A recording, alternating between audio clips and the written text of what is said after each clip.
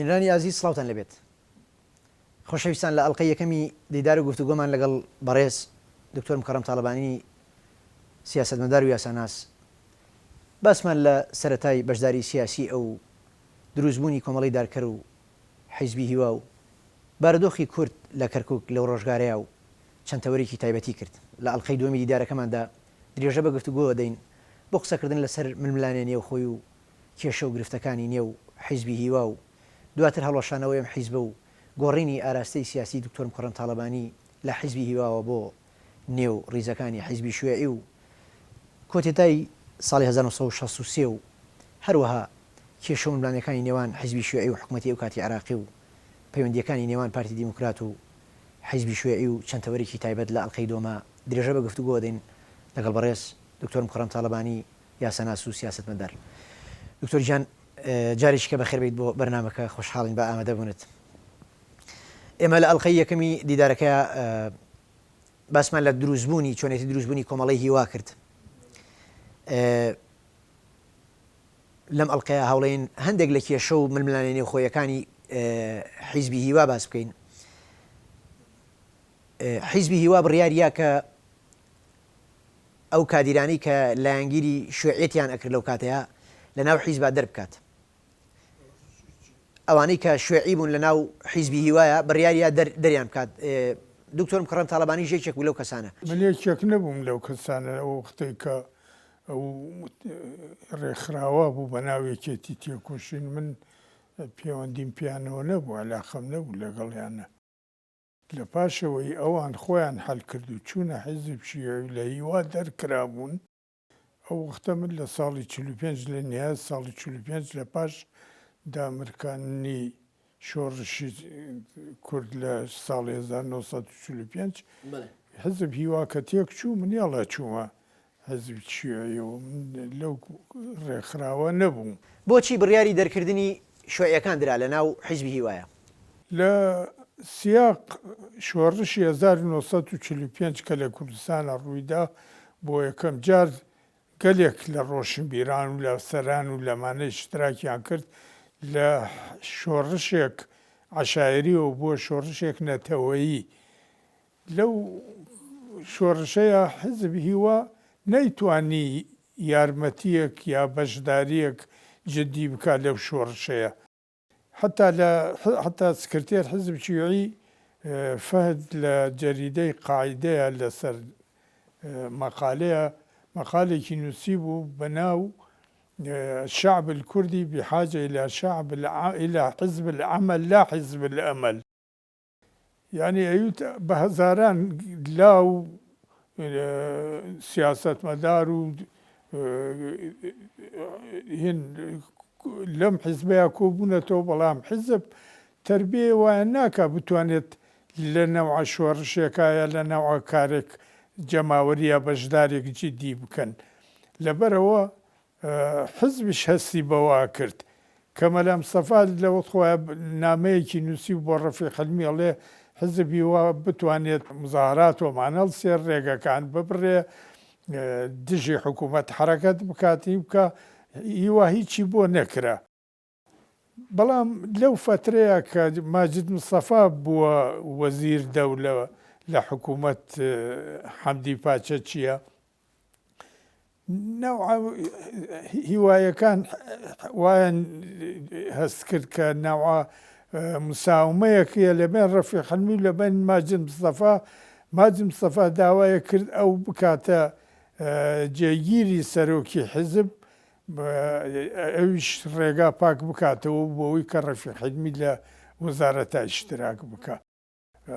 هیوایەکان خاستەن ئەوانەی کە تیجارەتی یەساریان هەبوو ئەمەیان بە دژی بەرژەوەندی میلەت کوردەزانی چونکە لە یەکێک لە بڕیارەکان مەجلیس وزەرا ئەنجومەنی وزەرای عێراق ئەوە بوو بەرزانیەکان چەک بکەن مەلا مستەفاش لە مەنتیقە دووری بخەنەوە. تەکلیف ماجد مستەفا و عومەر نەزمیان کردو بوو کە ئەو وەزیر داخلێ بوو ئەمیش وەزیر شونیشتی وەزیر دەولە بوو هەردووکیان کورد بوون تەکلیفیان کرد بوو کە لە وەخت مناسبە ئەمە ئەوان ئەنجامی بدەن. ڕەفیق حەلیمی بچێ لەگەڵ یەکێک ئاوهانەیە مساوامە بکات بۆ مەسەلەی وزارەت و بۆ مەسەلەی ئەو بێنێتە ناو حیزبی واوەمە ئەمەیان بە شتێکی زانی من لە ڕێگای فواد عارفەوە کاڵزێکم دەستکەوت کاڵزەکە ڕەفیق حەلیمی نووسی بوو بۆ ماجید مستەفا وا دیار بوو وەلام بوو بۆ کاغزێک کە ماجید نردبوو بۆین ئەڵێ تو داوات کردووە ئێمە تەشریک مەساعی بکەین من مانعم نییە لەوەیە بەڵام تو ئەوەنە درۆت لەگەڵ منە کردووە من بڕوان پێت نەماوە لەبەر ئەوەیە کە من ئەگەر نەوەهینێک بێت من و کاڵزەم نات بۆ لوژنەی مرکزی داوام کرد لە لوژنەی مرکزی تحقیقێک بکەن لەمە سەبەبی چییە لە پشت لوژنەی مرکزی و لە پشتگوێی حیزبەوە ئەم ناوە مساهمەوە ئەم ناوە ئیتساڵاتانە بکرێت لە بین سەرۆک حیزب و لە بین وەزیرێک وەکو ماجید مستەفا ئەوان دەست پێشکەریان خست ڕەسەن لوژنەیەکیان تەشکیل کرد لە لوژنەکە وتیانەمە موامەرەیەک شیوعیە من لە وەختە هیچ پیاودیەکم لەگەڵ حیزب شیوعی یا هیچ تەنزیماتێک شیوعیش نەبوو بڕیاریاندا هەم من و هەم دەستەیەک لەوانەی کە بە مارکسی زانرابوون و هێشتا وەکوڵێم یەکێتی تێکۆشینیان پێوت ئەوانیان هەموو لە حزب شیوعی لە حزب هیوا دەرهێنا ئەوە بوو سەبەب ئەوەی کە مەسەلەی فەزەحکردن ئەو مساهمەیە بوو کە لەبین ڕەفیق حەلیمی لەبین ماجید مستەفایە بوو کەواتە ئەو کێشە و ناکۆچی کە لە نێوان لیژنەی مرکزی و ڕەفیق حەلیمیە هەبوو لەسەر پۆستی سیاسی و سیادی و ئیداری بووە طبعا ئەو پۆست مەسەلەیەک سیاسی بوو لە هینا لە پێش ئەوەیە حزب هیوا داوای کرد لە پاش شۆڕشی 1940 کە بە یارمەتی حزب هیوا مەلا مستەفا توانی دەرباز بێت و بچێتە ئێران و لە ئێرانەوە بگەڕێتەوە بۆ مەنتیقەی بارزانەوە حرەکەتە بوو بەریتانیەکان یانویست لەو مەنتیقەیە هەیە من بێت چونکە ئەڵمانیای نازی لە وەختەیە گەیشت بووە بازێک مەناتق قەفقاسیە لەوە ترسا لە ڕێگای ئێرانەوە کە شای ئێرانیش سەر بە نازیەت ئەڵمانی بوو بەرەو عێراق بێت لەبەرەوە یانویست ئەو مەنتیقەیە هەیە منی تێ بکەوێت و جێش عێراقی لەوانە مەشق بکەن لەسەر حرب چیایی لەبەرەوە داوایان کرد لە حکوومەت عێراق زوو بە زوو لەگەڵ مەلا مستەفا ئیتسال بکات بۆ حل ئەو مشکلەیە کە لە بین مەلا مستەفاویە لە بین بارزانەکان و لە بین حکوومەتەیە وەختەیە زۆربەی شێخان بارزانی دەست بەسەر بوون یا حافز بوون گەلێکیش لە بارزانیەکانی ئاوەرە بوون چوون ئێران یاخود لە حەبسخانەکان و لەینەکان عێراقا بوون گورجێت ساڵیان کرد لەگەڵ مەلا مستەفایە بەوە ئەنجام درا کە بارزانیەکان بگەڕێنەوە جێگەی خۆیان بازێک ئیسلاحات وەمانە بکرێت لەوانە کەواتە حیزبی هیوا هاوکاری مەلا مستەفای کرد نردی بۆ ئێران دەربازی کرد بۆ ئێران و ئەویش گێڕایەوە بۆ بارزان بەڵێ مەلا مستەفا خۆی حتا بەڕێز مەسعود بارزانی لە کتێبەکەی باسەوە کاتەڵێ بە یارمەتی حزب هیوا ڕۆیشت بین لەو وەختە ڕەفیق حەلیمی مەقەڕ وەزیفەکەی لە سلێمانی بوو وەکو ڕەفیق حەلیمی باسێ کرد و هیوایەکانیان زانی بە یارمەتی هیوا و شێخ لەتیفی حەفید توانیان مەلا مستەفا دەرباز بکەن و لە ڕێگای ئێرانەوە بڕات لە وەختەیە قسمێک لە بارزانیەکان ئاوارە بوون لە دیهات کوردستان ئێران لەوانە جێنشین بوون بەسەریانە بگەڕێ و کۆیان بکاتەوە بیان گەڕێنێتەوە بۆ ناوچەی بارزان ئەو حرەکەتە هەڵسا لە وەختەیە بەڵام حکوومەت مەلا مستەفا خۆی زانی و کوردەکانیش خۆیان زانیان حکوومەت ناوێت مەسەلەی ئیسلاحاتێک یا قەزەیەک مافی نەتەوەی و ئەمانەی کورد بدات لە وەختێکا کە هیوا لەو وەختە داوای نظامێک ئۆتۆنۆمیە کرد لە کوردستانە دامەزرێ تەنها بۆ ئەوەی نییە کرد ئەو مەنتیقەیە هەیە من بێت مەخفەرەکان شورتە کە بارزانیەکان لە ساڵی 43 دەستیان بەسەریاگرت بگەڕێنەوە لەشکر عێراق بچێتە ئەو مەنتیقەیە لەو مەنتیقەیە لەسەر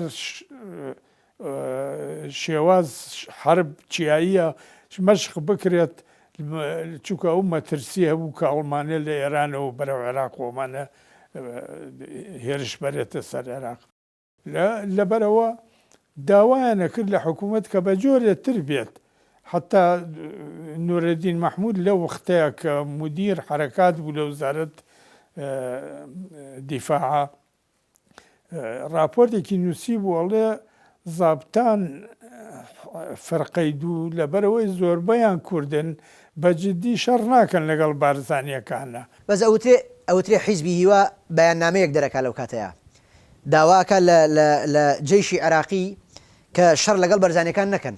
بەڵێ وە لە ساڵی 45 کە شەڕ دەستی پێکرد حزبی وا بەیاننامەیەکی دەرکرد بە ناو سەرۆکی هیواوە بە موافقەت سەرۆکی هیوا بوو، بەڵام لە بەغا دەرچوو ئەندامان لیژنەی مەرکەزی ئەو بەیانیان دەرکرد کە داوایانە کرد لە جێش عێراقی شەڕ نەکات لەگەڵ بارزانیەکانەوە عسیان بکە، داوایان کرد لە حکوومەت کە مافی ڕەوای نەتەوەی کورد بدە. لەبەر ئەو ینی لەو دەوامەیە ئەو وەختەوە نوری سعید هەم ڕئیس وزەرا بوو، هەمیش وەزیر دیفاع بوو، ڕۆیشتە کەرکووک لەگەڵ مەجموعە زۆر لە ئەفسەرە کوردەکانە کوو بووەوە نەختی هەڕەشەی لێیان کرد ئەوەی کورد بێت لە جەنوب عەرەبەوە ئەوەی عەرەبێ لە کوردستان کووردە و فەرق نییە لە بین کورد و عەرەب و چیەوەمە. لەو وەختەیە یەکێک لە ئەفسەرانە کە ئەندام بوو لە هیوا ئەمیر ڕەواندزی بوو، مقەدەم ئەمیر ڕەواندزی ئامیر فەوج بوو، ئەو داوایانە هیوای بەدەستەوە بوو، وتی جەناب پاشا ئێمە ئەم داوانەمان هەیە، ئەگەر حکوومەتەمانەمان بۆ جێبەجێ بکە ئێمە وەکو جاران مخلص جەیش و مخلص حکوومەتی ئەگەر بۆمان نەکە ئێوە چیتان لە دەستێ بیکەن بۆمان. نوری سعید ئەمیر ڕەواندزی حالەی تەقاوت کرد. ئیتر کە شەڕ 45 ئەڵسا هیوا نەیتوانی هیچ یارمەتیەک بدە، احتیمالەیە لە ژێرەوە نەختی یارمەتی مالی و ئەمانەیەدا. ئیتر لەو فترەیە بوو کە مەلا مستەفاین بوو، لەو فترەیە مەلا مستەفا هەستی کرد کە ئینگلیزەکان تەرەفدار ئەوەن حکوومەت بگەڕێتەوە مەنتیقەکە بەبێ ئەوەی هیچ شتێک بدە. حرەکەی دیموقراتی لە کوردستان ئێرانشا دەستی پێکرد بوو، ئەو وەختە قازی محەممەد پێشەوای حزبی دیموقراتی کوردستان بوو کە کۆمەڵی جێکاف بە یارمەتی حزب هیوا دامەزرا لە کوردستان ئێران. قازی محەممەد پەیوەندی لەگەڵ مەلا مستەفایە کردو، داوای کردبوو کە نەوە ئینسیجامێک لەبێن هەردوو حرەکەتە بێ یارمەتی یەکتری بدەن. ئینگلیزەکان بەوەیان زانی زۆریان پێ ناخۆش بوو، هەڕەشەیانەدا لە ڕۆسای عەشایەر ئەوانەی کە بیانوێت یارمەتی مەلا مستەفا بدەن. مەلا مستەفا لەگەڵ شیوعیەکانە لەگەڵ ڕووسەکانە ئیتسالی کردو، ئێمە بڕیارماندا و سەری پانەوەکەین لەبەرەوە کەس هیچ حرەکەتێک نەکات و یارمەتی مەلا مستەفا نەدا. ئەو بارودۆخە بوو لە کوردستان و لە ناو حزب هیوایە. حزب هیوا تەبعاً بوو بۆ حزبێک عام، وەکو یەمینی و ڕۆسای عەشایەر و ئەمانەی تیابوو لە هەمان کاتە چەپڕەوەکان و شیوعەکان وەکو فراکسیۆنێک لە ناو حزبی هیوایە بوون، خۆیان تەنزیماتی خاصیان هەبوو لە هەمان وەختە ئەندامبوون لە هیوە. کاتێکە لە دوای شۆڕشی چلووسەی بارزانیەکان کە شەڕ دەست پێ کاتەوە لەگەڵ حکوومەتە، دەوترێ مەلا مستەفای بارزانی داوای لە حیزبی هیوا و ڕەفیق حیلمی کردووە کە خۆپشاندان و مانگرتن بکەن، پشگیریان بکەن، بەڵام ڕەفیق حیلمی و حیزبی هیوانیان کردووە. بۆ حیزبی هیوا لە ئەساسەوە تەربیە نەکرابوو لەسەر ئەوەی کە بەم کارانە هەڵسێ، یعنی نەمانزانیەوە ئێمە نەمابیست و حیزبی هیوا بە خۆپیشاندانێک هەڵسێ لە هەموو کوردستانە یا کارێک هەڵسێت کە جەماهیر لە خۆی کۆکۆ بکاتەوە. هەر بەوە هین بوو بژی سەرۆکی هیوا و بژی هیوا و بژی کورد و کوردستان، هیچ چینێکی نەبوو، کارێکی نەبوو. لەبەرەوە کۆڵێم شیوعەکان لە جەریدەی قاعیدەیان نووسی بوو کە حیزب کە میلەت کورد احتیاجی بە حیزب عەمەل هەیە نەک حیزب ئەمەل. ئەمە شتێک حەقیقەت بوو، یعنی کە عەرەبەکان یا شیوعەکان لە بەغایە بە بەعزێک خۆپیشاندان هەڵەسان، کوردەکان هیوا نەختێک مەوقفێک سەلبیان هەبوو.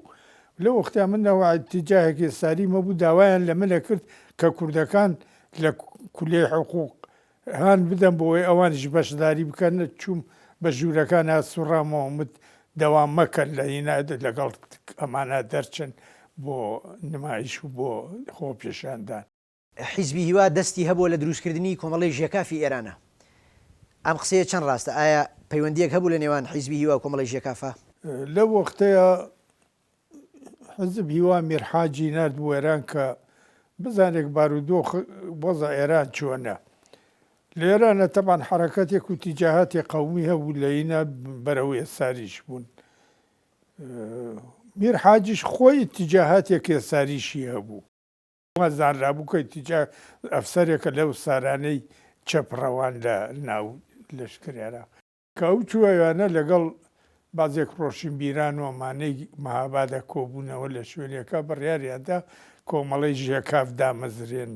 لەبەرەوە لە یەکەم گۆڤار کۆمەڵیین نووسرا بوو بژی کورد و کوردستان بژی هیوا بژی سەرۆکی هیوا. لە گۆڤاری نیشتیمان نووسرا بوو؟ دلیلە بۆەوەی کە حزب هیوا دەوری هەبوو لە دامەزران کۆمەڵی ژێکافە. تەبەن کۆمەڵی ژێکافە لە پاشەوەی کە قازی محەممەد کەوتە چالاکی ئۆمانەوە بۆ حزبێک سیاسی بەناو حزبی دیموکراتی کوردستانی ئێرانەوە و کە کۆماری کوردستانی ئێرانیان دامەزران. باشە ئەوترێت لەو ڕۆژگارەیە ڕەفیق حیلمی لەگەڵ ئەوە بووە کە کورد لە ڕێگەی سۆڤێت و بە هاوکاری ئەوەوە مافی دەست بکەوێت. ئەم تێگەیشتنە چۆن بووە؟ ڕەفیق حیلمی پەیوەندی لەگەڵ ئینگلیزەکان هەبوو هیچ شک و شوبهەیەتیان نییە. حتا کە کێشەیە کە ڕوویدا لە بین فەرع کەرکووک و ڕەفیق حیلمیە من لە کەرکووکەوە هاتم بۆ سلێمانی ئەو وەختە قوتابی بووم لە سانەوی مەرکەزی. ئەو شەوە کە پێویست و کۆبینەوە لەگەڵ ڕەفیق حیلمی ڕەفیق حیلمی وتی من شەو شوتەرم داوت کردووە کە زابیت سیاسی بەریتانی بوو لێرانە لە سلێمانی لەبەرەوە ئەمشەوە ناتوانین کۆبینەوە سبێش و کۆبینەوە. ئەو پەیوەندی هەبوو. ڕەفیق حیلمی لەو فکرەیە بوو کە کێشەی کورد لە ڕێگای سۆڤێتەوە یا لە ڕێگای چەپڕەوەکانەوە ناگاتە ئەنجامێک. وایە زانی وەکو لە شەڕی یەکەمی جیهانی بازێک بەیان و ئەمانە دەرچوو ممکنە لە ڕێگای ئینگلیزەکانەوە ئەم قەزەیەن بێ. خاڵسەتەن کە لە وەخت شۆڕشە ئینگلیزەکان بەیانێکیان بڵاو کردەوە داواکەن لە کوردەکان هەتاکو شەڕ هەیە شەڕجیهانی هێمن بنەوە و لە مەڵتەقەیە داساکێن حکوومەت بەریتانی مستعیدە لە پاش کۆتایی شەڕ بە چاوێک عەتفەوە سەیر کێشەی کورد بکە. ئەمە قەزەیەک بوو لەوە زیاتر بوو حتا کە لە شەڕی یەکەمی جیهانیە بەریتانی ئەم بەڵێنەی دابووە جوولەکەکان لە فەلەستین کەچی لە پاش شەڕە هیچ شتێکی بۆ کورد نەکرد و کورد توش دووچار ئەو شەڕ و هەرەوەمانە بوو دەربەدەر بوون و ڕۆیشتن بۆ دەرەوە و بۆ هین. لەبەرەوە حزب هیوا چەپڕەوەکان لەوە ڕازی نەبوون ڕەفیق حیلمی ئەو ڕێگایە بگرێ بۆ مەسەلەی کورد. باشە کەواتە ڕەفیق حیلمی لەو ڕۆژگارەیە بڕای بە سۆڤێت نەبووە بۆ ئەوەی کورد و مافەکانی کورد بەدەستبێنێ. ئێوە چەند لەگەڵ ئەم ڕێیە بوون؟ ئەو کاتکە لە ناو حیزبی هیوا بوون چەند لەگەڵ ئەو بۆچوونەی ڕەفیق حیلمیە بوون؟ وەڵا ئاخر تەبان وەزعی خاسە بوو لە هەموو کوردستانە خاڵسەتەن کە سۆڤێت هاتە مەنتقەی کوردستان ئێرانەوە لە مەنتقەی مەهاباد و مانە تاکو حدود عێراق. حتا حکوومەت عێراق ترسی لێ نیشت بوو لەوەیە کە لە کوردستان ئێران وەزعێک ئاوهانە هەیە مەترسیە بەسەر کوردستان عێراقەوە. ئەگەر سیر تاریخ وزارەت عێراقی و ئەمانە بکەین لە یەکێک لە کۆبوونەوەکان مەجلیس وزەرا نوری سعید باسەوا کاڵێ لە شار و شارچکە و دێهات کوردستان ئێران انتخابات شعبی ئەکەن ئەمە مەترسی بەسەر ئێمەوە هەیە ئەبێ ئێمەش نەوە ئیسلاحاتێ بکەین لە کوردستانە کە نەبێتە سەبەبەوەی ئەمانی تیجاهێن بەراو ئەوە بێ.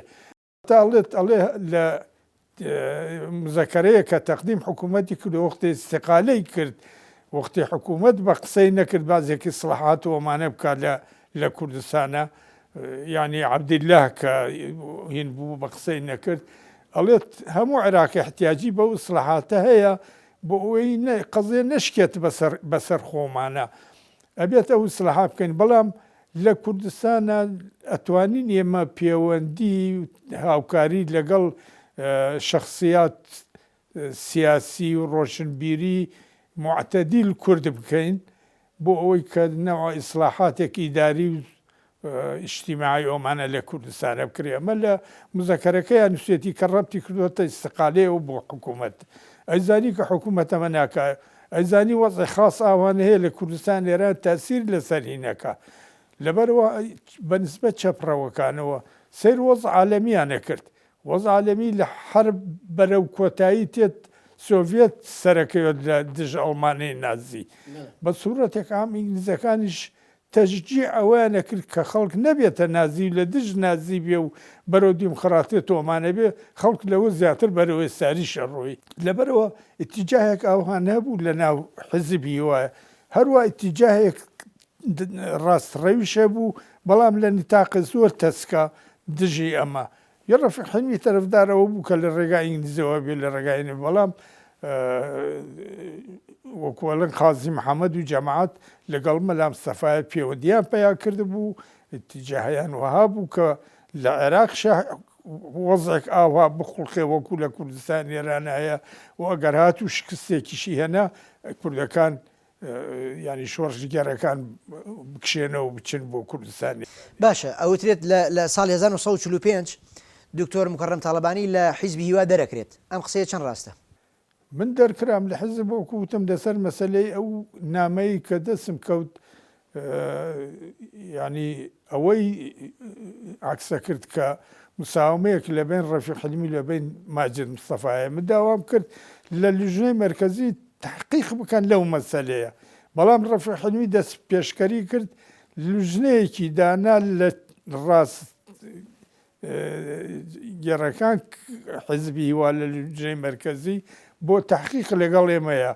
ڕەفیق حلمی ئینکارەوەی کرد، بەڵام مەمان تحقیقەوەیان نەکرد، ئەمە بەدەستخەت ڕەفیق حلمی نووسراوە ئیمزای ڕەفیق حلمی پێوەیە. لەبەرەوە هەروە وەکوڵێ سەردەسی قەراریاندا مکەڕەم تاڵەبانی ئەمە موامرەیە شیوعەیە کردێتی و شیوعەکان ئەمە وایان کردەوە مایان کردو کە شیوعەکان هیچ دەستیان نەبوو لەو مەسەلەیە، حتا کە ئەو بڕیارە درا شیوعەکان لە یەکێتی تێکۆشین. من پەیوەندیم نەبوو پیانەوە، بەڵام بە منیان وت نەبووایە بتکردایە ئەبێتە سەبەبەوەی حیزبی وا تێکچێ. وتم بەسەری خۆمە داوا حیزبی ماوە نەکردەوە تێکچێ، داواما کردو ئەوە تحقیق لەوە بکەن بزانەمە چەند ڕاستە و چەند درۆیە. باشە، کەواتە هۆکاری هەڵۆشانی حیزبی هیوا چی بوو؟ ینی ئەم حیزبە بۆچی بەردەوام نەبوو؟ لە کاتێکە زۆربەی ئەفسەرە کوردەکان، زۆربەی نووسەران و ڕۆشنبیران، زۆربەی مامۆسایانی کورد ئەندام بوون لەم حیزبەیە. ئەم حیزبە بۆچی هەڵوەشا؟ وەکوتم لە پێشە حزب ینی کۆمەڵی دارکرد کۆمەڵەیە بوو لە ناو قوتابیان و ئەمانە. ئێواشیواش بەڕێسەن قوتابیان، ڕۆشنبیران، مۆزەفان، مامۆستایان، کاسبکەران، شخصیات سیاسی، ڕۆسای عەشایەر ئەمانە کە ئەو ئیتیجاهات ئەفکارانەی کە یەک دژی یەک بوو لە ناو هیوایە یەکی گردبوو، شیوعەکان و مارکسیەکان و دیموکڕاتیەکان و ڕاستڕەوەکان و ڕۆسای عەشایەر ئەمانە ممکن نەبوو تەوفیقێ بکرێت لە بینیانە. لەبەرەوە بوو کە ئەو کێشەیە کەوتووە ناو حیزبی هیواوە. لە پاشەوەی کە مەجموعەیەک یەساریان دەرکرد لە حیزبی هیوا، حیزبی هیوا خۆی یەکی نەگرت، ئێواشێواش حیزبی هیوا خۆی تێکچوو. ئێمە لە ناو حیزبی هیوا نەبووین کە حیزبی هیوا تێکچوو. مەجموعەیە لە زابتان لە ئەفسەران ڕۆیشتن لە کۆبوونەیە کە ڕێگەیان کرد لە ڕەفیق حلمی بە دەمانچە ئیجباریان کرد تەوقیع ئیمزا بکە لەسەر ئیستیقالەکردن لە ڕیاست حیزب. تەبان ئەوەی پێیان کرد، بەڵام ڕەفیق حلمی ئەوەی ئینکار کردی بە زۆر پێ بکراون. لە ئیجتیماعیەترا داوایان کرد ڕەفیق حلمی بەخواهیشت خۆی ئیستیقالە بکات، چونکە مەسەلە گەیشتووە دەرەجەیەک هیچ ممکن نییە بمێنێتەوە. لەبەرەوە ئیستیقالەی کرد لە حیزب. ئەو ئیستیقالەی بووە سەبەبەوەی کە حیزب تەفەکوک و جیاواز. دکتۆر پشوویە گۆرەگرین و دواتر بەردەوام بین. بەڕێزان، پشوویەک و دواتر درێژە بە گفتوگۆکەمانەین.